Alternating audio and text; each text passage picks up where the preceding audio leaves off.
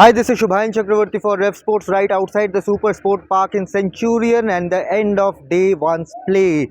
India have scored 208 runs for the loss of 8 wickets and the day belonged to two players. Number 1 KL Rahul from the Indian team, 70 unbeaten, took India to a decentish score. I still won't say it's a match winning score, but still a decentish score. And of course Kagiso Rabada 5 for 500 international wickets, 50 plus wicket here at the Super Sport Park, and he's known as the king of the Centurion ground, and he delivered once again. If I have to recap the entire day, Rohit Sharma, Yashasvi Jaiswal started on a bright note, scored some good shots, but of course their dismissals leave us wanting way more from the two talented players. Rohit Sharma got out hooking the ball, Yashasvi Jaiswal tried to drive a ball, got the edge there, and of course Shubman Gill tried to flick.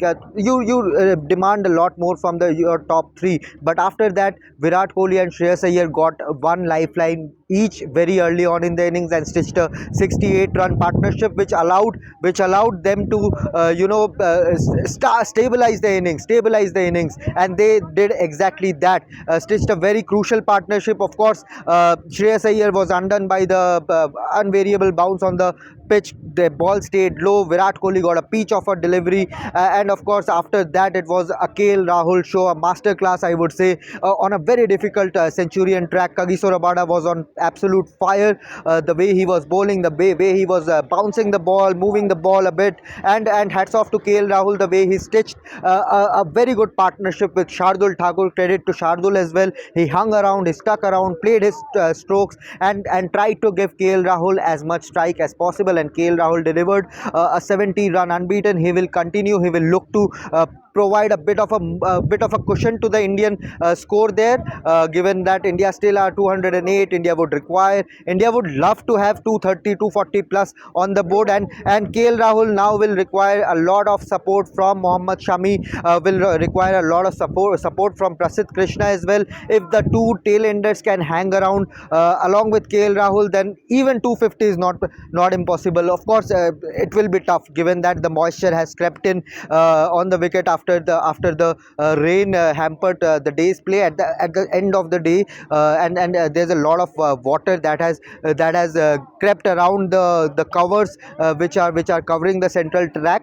So yes, Kagiso Rabada, Marco Janssen, Gerald Coetzee, Nandre Berger would come hard against KL Rahul tomorrow morning, but at the same time we have to give a lot of credit to Kagiso Rabada, the way he bowled. Absolutely brilliant spell.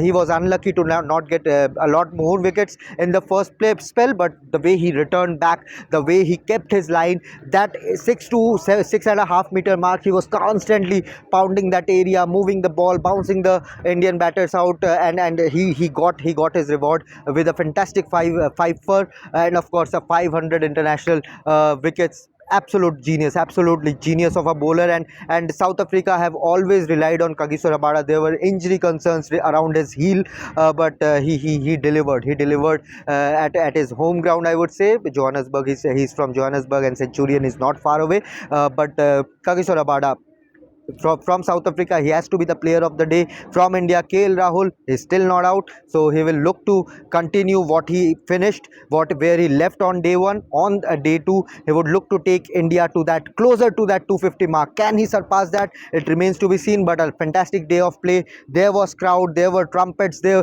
a lot of Indian fans came in with the Indian flags. Virat Kohli got a lot of cheer, Shreyas Iyer got a lot of cheer, even when Rinku Singh was carrying the drinks as a reserve player for this particular day. He got a huge cheer from the entire crowd, but overall we heard the chants of KG Rabada. We saw KG Rabada dominate his bowling spell, and of course it was a fantastic battle between the ball and the bat, two top teams here in Centurion. So a lot more to look forward to on day two. Can India go and reach that 250 run mark? It's a tough task, but not an impossible task. So stay tuned to Revsportz for more. We'll be back with more action tomorrow.